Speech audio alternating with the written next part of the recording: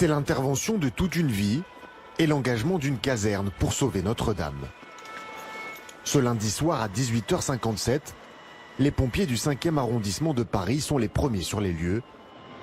À leur tête, l'adjudant-chef Jérôme Demey. Le centre de secours est situé ici.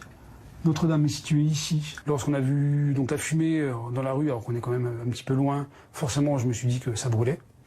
Et après arrivé sur place, lorsque j'ai vu que ça vraiment venait de la toiture, et connaissant les lieux, je savais que ça allait être très compliqué.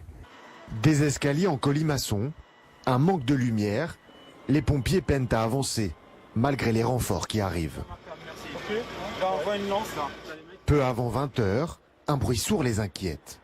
C'est la flèche qui venait de tomber en fait. C'était un bruit sourd et en même temps très fort en fait.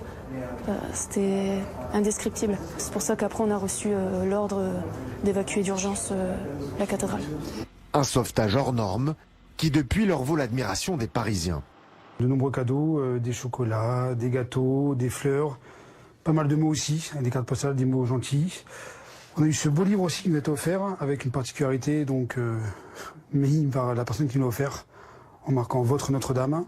Notre-Dame toujours debout, l'opération aura duré jusqu'au petit matin. Un seul pompier aura été légèrement blessé.